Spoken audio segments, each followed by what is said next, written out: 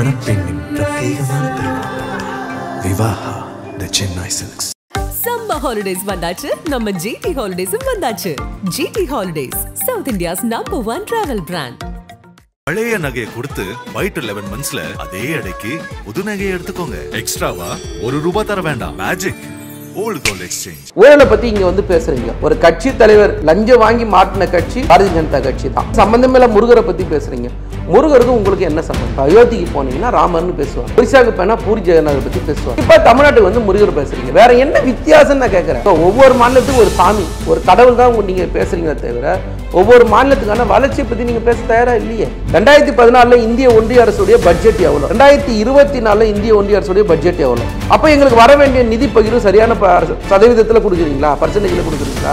அயோத்தியில போயிட்டு பூமிக்கு அடியில என்ன இருக்குதுன்னு நோண்டீங்கல்ல, ஞானவாபி மசூதியில அந்த பூமிக்கு அடியில என்ன இருக்குதுன்னு நோண்டுறீங்கல்ல, ஏன் இங்க நோண்ட மாட்டீங்க? ஏன்னா மதங்கள்லாம் தோன்றதுக்கு முன்னாடியே வந்து மனிதன் நாகரிகத்தோட வாழ்ந்தான்றதுக்கு தமிழர் நாகரிகம் மிகப்பெரிய உத்தரவு. அவங்க கேட்கிற சந்தேகங்களையும் தீர்க்கக்கூடிய திமுக அரசுக்கு இல்ல. நாங்க எடுக்க வேண்டாம் சார். இந்திய தொழில் துறையை எடுத்து சொல்லுங்கன்ற நான். ராமர் தொகுதியில தோத்தீங்கன்றதுனால ராமரை விட்டுட்டு அதே மேடையில ஜெய் ஜெகநாத் சொன்ன ஆளுங்க நீங்க. உங்களுக்கு தேவனா ராமரு, தேவனா ஜெகநாதரு, தேவனா முருகரு, தேவனா காளி, இப்படிதான் எடுத்துட்டு போறீங்க நீங்க.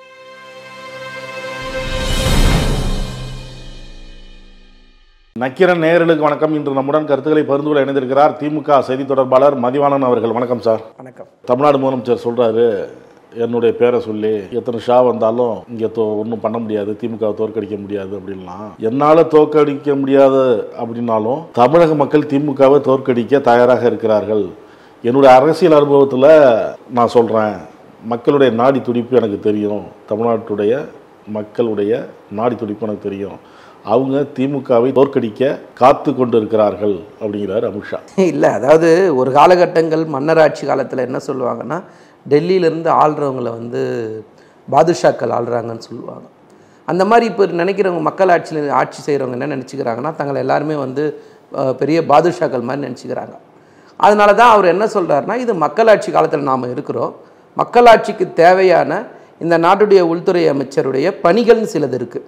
அதாவது தேச பாதுகாப்பு, உள்நாட்டு சட்ட ஒழுங்கு, இது சம்பந்தமெல்லாம் ஒர்க் பண்ண வந்து யாருன்னா என்னுடைய உள்துறை அமைச்சர் அமித்ஷா தான் பார்க்கணும்.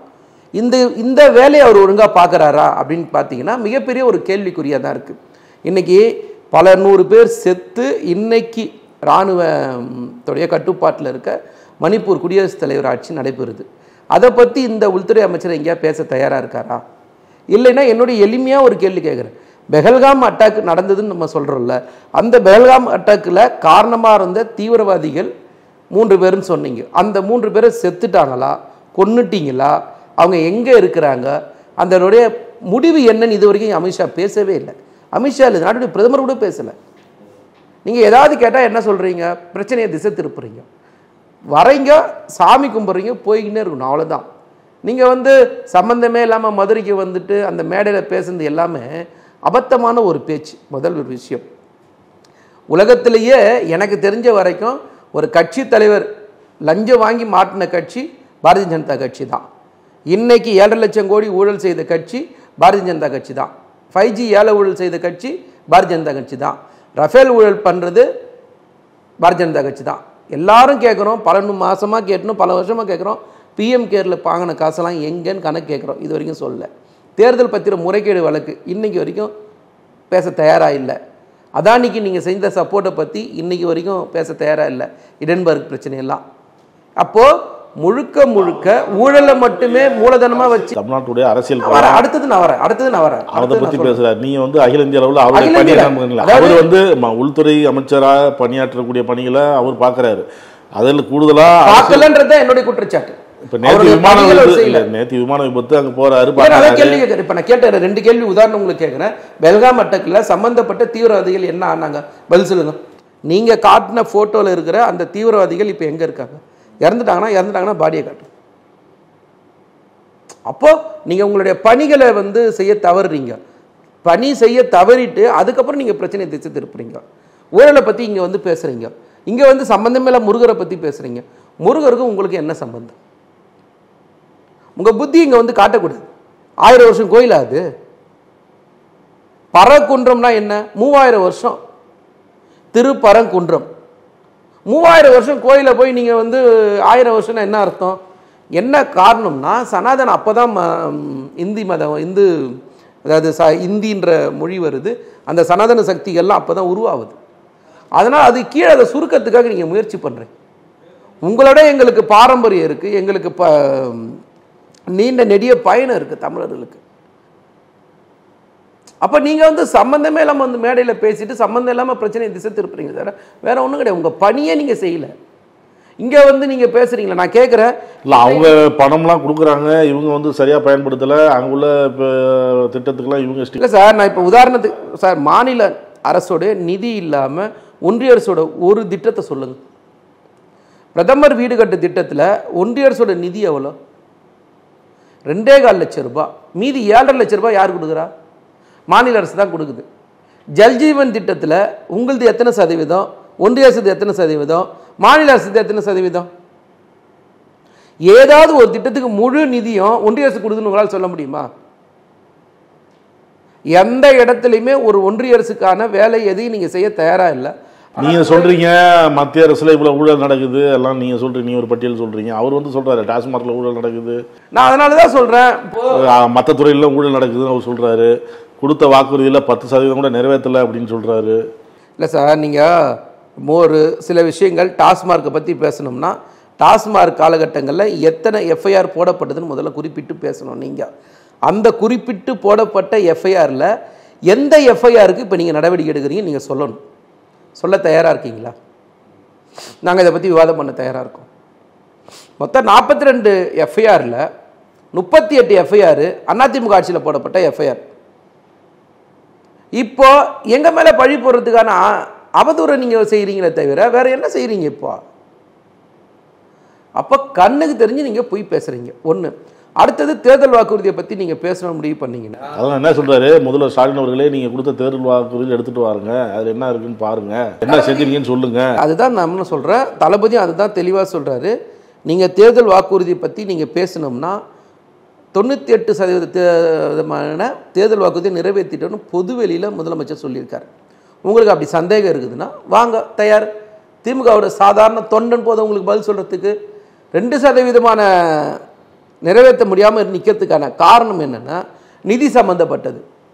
2014க்கு முன்னாடி இருந்த மாநில அரசோட நிதி பகிர்வும் இன்றைக்கி இருக்கிற மாநில அரசோட நிதி பகிர்வும் ஒரே மாதிரி நீங்கள் கொடுக்குறீங்களா?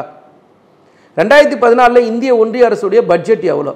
2024 இந்திய ஒன்றிய அரசுடைய பட்ஜெட் எவ்வளோ?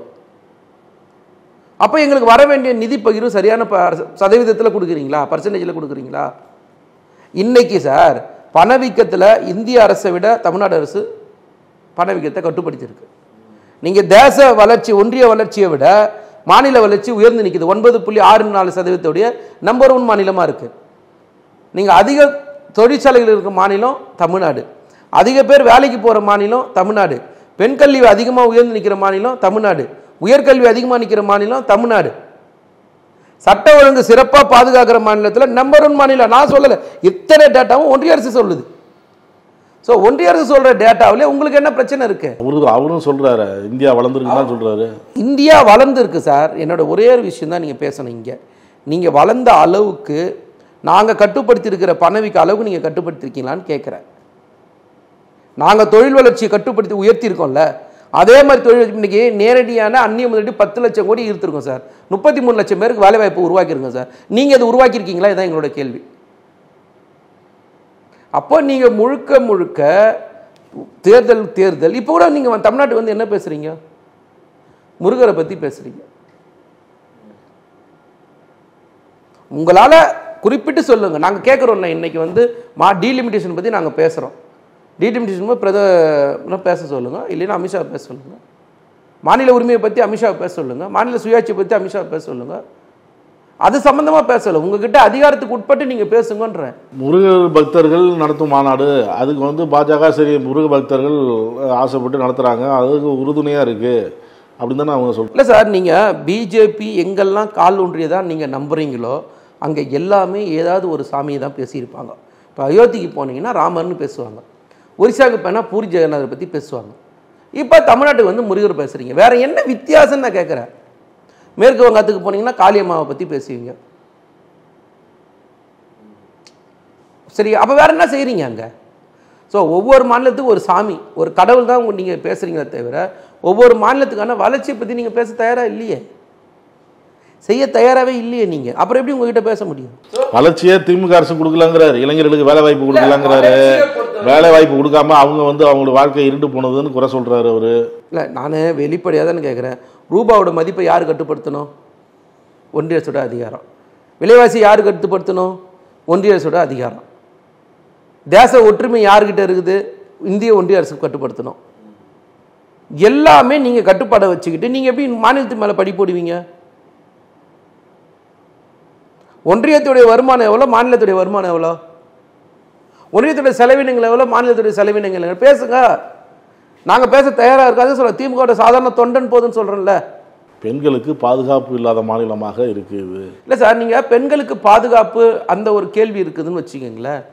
நீங்கள் என்சிஆர்பி டேட்டான்னு ஒன்று இருக்குது, இந்திய ஒன்றிய அரசு வெளியிடுது. இந்த ஒன்றிய அரசு வெளியிடுற அந்த டேட்டா பிரகாரம் நான் சொல்கிறேன், பாதுகாப்பான மாநிலத்தில் நம்பர் 1 மாநிலம் தமிழ்நாடு. அதிக குற்றங்கள் நடைபெறுற மாநிலத்தில் முதல் 5 மாநிலத்தில் ஆட்சி செய்கிறது யாருன்னா பாரதிய ஜனதா கட்சி தான் ஆட்சி செய்யுது. இதை நான் சொல்ல, உங்கள் தரவு சொல்லுது. என்சிஆர்பி டேட்டா நீங்கள் வச்சிருக்கிறது அதுலேயே சொல்லுது. அப்புறம் பொய் பேசுகிறாரு இல்லை அமித்ஷா, அப்போ இல்லாததை இருக்குதுன்னு பேசுகிறாரு. அதுதான் பிரச்சனை. இங்கே நீங்கள் இருக்கிற விஷயத்தை பேசுங்க, நம்ம விவாதம் பண்ண தயாராக இருக்கிறோம். கீழடி விஷயத்தை அங்கீகரிக்கல அப்படின்னு நீங்கள் சொல்கிறீங்க. அதுக்கு இப்போ தமிழிசை என்ன சொல்கிறாங்கன்னா, ஒன்றியத்தில் பாஜக வந்ததுக்கப்புறம் தான் இந்த ஆராய்ச்சியை துவங்கப்பட்டது, அதுக்கான நிதி ஒதுக்குனதே பாஜக தான் அப்படிங்கிறாங்க. காங்கிரஸ் ஆட்சியெலாம் அது கிடப்பில் போடப்பட்டிருந்தது. இல்லை, நீங்கள் ஒரு விஷயத்தை தெளிவாக புரிஞ்சுக்கணும் சார். கீழடி ஆராய்ச்சி மையம் சரிங்களா, 1. 2வது, இரும்பு காலம் 4500 வருஷத்துக்கு முன்னாடி தமிழர்கள் பயன்படுத்தியிருக்காங்கன்னு சொல்லிட்டு தமிழ்நாடு அரசு முறைப்படி அறிவிச்சது. ஏன் இன்னைக்கு வரைக்கும் நீங்கள் அங்கீகரிக்க மாட்டீங்க? ஏன்னா இந்த சனாதன சக்திகளோட பிரச்சனை என்னென்னா, ஆரியம் உள்ளே வந்ததுக்கப்புறம் தான் எல்லாமே வந்ததாக இவங்க நம்பிக்கைன்னு இருக்காங்க. ஆனால் ஆரிய கலாச்சாரத்தை விட, பண்பாடை விட பல 1000 வருஷத்துக்கு முன்னாடி தான் தமிழர் நாகரிகம். ஸோ இந்த தமிழர் நாகரிகத்தை அவங்களால ஏற்றுக்க முடியல. அதனால் என்ன சொல்கிறாங்கன்னா, இந்த திட்டத்தை ஆரம்பித்தது நீங்கள் நிறுத்திட்டு போயிட்டீங்க. நீங்கள் அவசரமாக நான் கேட்குறேன், ஏசியோட சரி இப்படி கூட வச்சுக்கலாம் சார், இந்திய தொல்லியல் துறையோட வேலை என்ன சார்? அந்த வேலையை இந்திய தொல்லியல் துறை செய்ததா? அதான் எங்களோட கேள்வி. அயோத்தியில் போயிட்டு பூமிக்கு அடியில் என்ன இருக்குதுன்னு நோண்டிங்கல்ல, ஞானவாபி மசூதியில் அந்த பூமிக்கு அடியில் என்ன இருக்குதுன்னு நோண்டுறீங்கல்ல, ஏன் இங்கே நோண்ட மாட்டீங்க?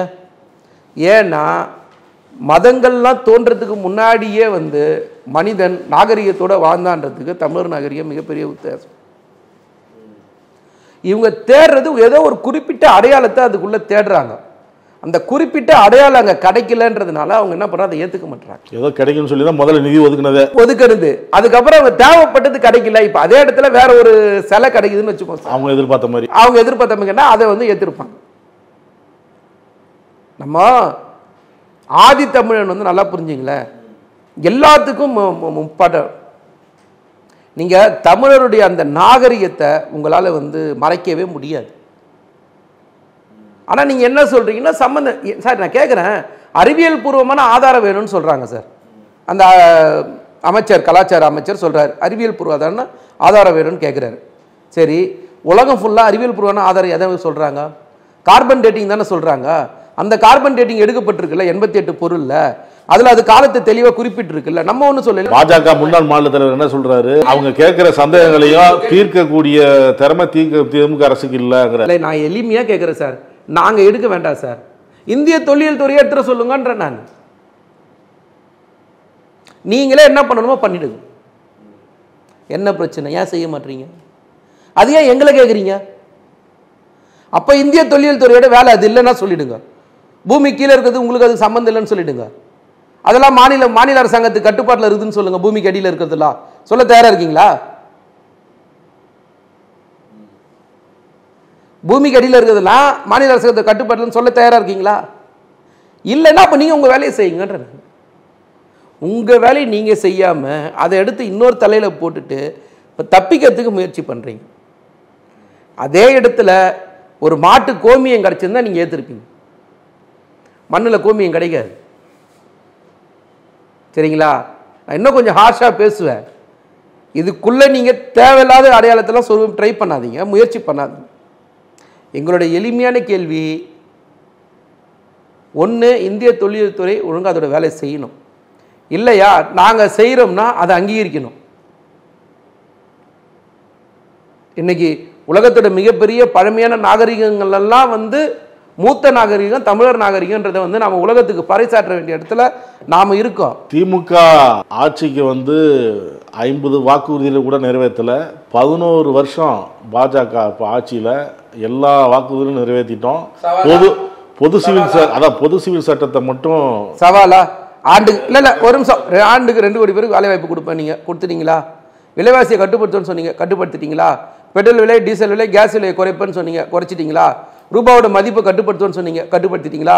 இந்திய தேசியம் பாதுகாக்கப்படும், நீங்க பாதுகாக்கிறீங்களா? எல்லைகளை பாதுகாக்கிறீங்களா? உள்நாட்டு பாதுகாப்பு இருக்குதா? என்ன செஞ்சீங்க? அதானியும் அம்பானியும் வளர வச்சிங்க. இதை தவிர வேற என்ன செஞ்சீங்க? நான் சொல்றேன் சார், இன்னைக்கு வந்து 1,30,00,000 பெண்களுக்கு கலைஞர் மகளிர் உரிமை தொகை கொடுக்குறோம். 888 கோடி முறை பெண்கள் வந்து இலவச மகளிர் பயணத்தை பயன்படுத்தியிருக்காங்க. தமிழ் புதல்வன் திட்டம், புதுமை பெண் திட்டம், நான் முதல்வன் திட்டம், இல்லம் தேடி கல்வி, மக்களை தேடி மருத்துவம், இன்னுயிர் காப்பம் திட்டம், உலகமே வியந்து பார்க்குற காலேஜ் சீட்டுண்டி திட்டம், இப்படி எத்தனை திட்டம் நாங்கள் சொல்கிறோம். நேரடியாக மக்கள்கிட்ட பயன்படுறாங்க. இது எல்லாத்துக்கும் ஆதாரமாக சாட்சி மக்கள் இருக்காங்க. ஆனால் தான் தொடர்ச்சியாக மக்கள் 14 வெற்றி எங்களுக்கு பரிசாக கொடுத்துருக்காங்க. உங்களுக்கு மைனாரிட்டி ஆட்சி, நீங்கள் நாங்கள் இன்னைக்கு மெஜாரிட்டி ஆட்சி. எங்களுக்கு 100% வெற்றி. கடந்த தேர்தலில் எங்களுக்கு 39 தொகுதி வெற்றி, இந்த தேர்தலில் எங்களுக்கு 40 தொகுதியில் வெற்றி. உங்களுக்கு கடந்த முறை 303 தொகுதி வெற்றி, இன்னைக்கு 240 தொகுதி வெற்றி. அப்போ மக்கள் உங்கள் மேலே இருக்கிற நம்பிக்கை இழந்துட்டாங்க.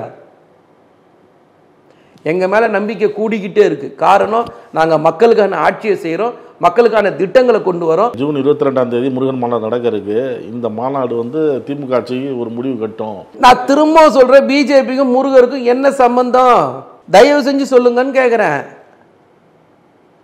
இதுக்கு முன்னாடி இதே முருகருக்கு எத்தனை கோயிலுக்கு வந்து மோடி வந்துட்டு போனார் சொல்லுங்க? மோடி வராரு அல்ல, தமிழக பாஜக போறாருல்ல. ஏற்கனவே முருகன் வேலை யாத்திரை போனார்ல. தமிழக பாஜகவினர் முருகனுக்கு மரியாதை கொடுக்குறாங்களா இல்லையா? ரெடியா தான் கேட்கிறேன். மோடி பேர் சொல்லி தானே கட்சி நடத்துறீங்க, மோடி பேர் சொல்லி தானே ஆட்சி நடத்துறீங்க, மோடி தானே பிராண்டட் ஆக்கி வச்சிருக்கீங்க. மோடி எத்தனை தடவை முருகர் கோயிலுக்கு போனாரு? அமித்ஷா எத்தனை தடவை முருகர் கோயிலுக்கு போனாரு? சொல்லுங்க சார். என்னைக்கு போனாங்க? போட்டோ இருக்கா, வீடியோ இருக்கா? சவால் விடுற, ஏத்துப்பீங்களா நீங்க? மோடி போறாரு, அமித்ஷா போறாரு, போகலங்கிறது வேற. தமிழக பாஜகவினர் முருகர் போட்டோ எடுத்துருங்க பேனர்ல இருந்து. மோடியை கூப்பிட்டு பிரச்சாரம். ஏற்கனவே பாஜக மாநில தலைவராக இருந்த எல் முருகன் வேல் யாத்திரையை நடத்தினார்ல. வேல் யாத்திரை நடத்தி மக்கள் மத்தியில் என்ன பண்ணீங்க? பரிசு என்ன கொடுத்தாங்க மக்கள்? உங்களுக்கு தோல்வி தானே பரிசா கொடுத்தாங்க. நாங்கள் எந்த காலத்திலே எந்த மதத்துக்கு எதிரானவர்கள் கிடையாது. திரும்பவும் சொல்றேன், கோயில்கள் கொடியவர்கள் கூடாரமாகிவிடக்கூடாது என்பது தலைவர் கலைஞருடைய வசனம் தான் நான் சொல்ல ஆசைப்படுறேன். நீங்கள் கோயிலையும் சாமியையும் நீங்கள் எப்படி பயன்படுத்துறீங்க எல்லாரும் தெரியும். ராமர் தொகுதியில் தோத்தீங்கன்றதுனால ராமரை விட்டுட்டு அதே மேடையில் ஜெய் ஜெகநாத்னு சொன்ன ஆளுங்க நீங்கள். உங்களுக்கு தேவைன்னா ராமர், தேவைன்னா ஜெகநாதர், தேவைன்னா முருகர், தேவைன்னா காளி, இப்படி தான் எடுத்துன்னு போகிறீங்க நீங்கள். ஆனால் நாங்கள் எல்லாருக்கான உணர்வையும், எல்லா மதத்துக்கான உணர்வையும், எல்லா நம்பிக்கைக்கான உணர்வையும் மதிக்கிறோம். அவங்களுக்கு தேவையான நாங்கள் செஞ்சு கொடுக்குறோம். திமுக கூட்டணியிலேருந்து ஒரு கட்சி வரும் அப்படிங்கிறார் எல்முருகன். பல கட்சிகள் வரும் அப்படிங்கிறாங்க தமிழிசை. இல்லை, இந்த பிஜேபிக்கு வேலையை ஜோசியம் பார்க்குறதாகி போச்சு. இப்படி தான் ஜோசியம் பார்த்துக்குன்னு முதலமைச்சர் ஆக முடியாது, நாங்கள் ஆட்சிக்கு வர முடியாதுன்னு சொன்னாங்க. எல்லாத்தையும் தான் வந்தோம். ஆனால் எந்த ஜோசியன்னு சொல்லிட்டிங்கன்னா அதுக்கேற்ற மாதிரி நம்ம பேச தயாராக இருக்கலாம். சோமானா இது வரும் அது வரும்னா நீங்கள் இந்த கூட்டணி வந்து சார் தெளிவாக ஒரு விஷயத்தை புரிஞ்சுக்கணும். 2017 உருவாக்கப்பட்ட கூட்டணி தேர்தலுக்காக உருவாக்கப்பட்ட கூட்டணி இல்லை, தமிழ்நாட்டுடைய உரிமைக்காக உருவாக்கப்பட்ட கூட்டணி. அதன் பிறகு தொடர்ச்சியாக 19, 21, 24 பொது தேர்தல், இடையில நடந்த இடைத்தேர்தல் எல்லாத்துலேயும் இந்த கூட்டணி தொடர்ச்சியாக வெற்றி பெற்றிருக்கு. 14 வெற்றி தொடர் வெற்றி. அப்படின்னா என்னென்னா, மக்கள் மீது வச்சிருக்கிற நம்பிக்கை ஒன்று, மக்களுக்கான உருவாக்கப்பட்ட கூட்டணி. நீங்கள் இந்த கூட்டணி வந்து இதுலேருந்து ஒரு கட்சி உடஞ்சி வரும்னா இலவு காத்த கிளி மாதிரி நீங்கள் வெயிட் பண்ணி தான் ஆகணும். அப்புறம் லாஸ்ட்டில் ஒன்றும் இல்லாமல் போனோம். எப்படி வசதின்னு பாருங்கள். ஏற்கனவே மக்கள் உங்களை புறக்கணிச்சிட்டாங்க, இருக்கிற இடம் தெரியாமல் போயாச்சு. மீண்டும் மீண்டும் நீங்கள் இந்த மாதிரி பொய் பேசிக்கிட்டு ஜோசியம் பார்த்துட்டு இருந்தால் அதுக்கு நாங்கள் பொறுப்பாக்கணும். பல்வேறு கருத்துக்களை பகிர்ந்து நன்றி. நன்றி. நக்கீரன் டிவிக்கு சப்ஸ்கிரைப் செய்யுங்கள். உங்கள் ஆதரவே எங்கள் பலம். ஆசிரியர்களுக்கு நண்பனாகவும் மாணவர்களுக்கு ஆசானாகவும் திகழும் தேர்வு வழிகாட்டி. ஒவ்வொரு பாடத்திற்கும் அனுபவமிக்க ஆசிரியர்களின் துல்லியமான தெளிவான விடைகள்.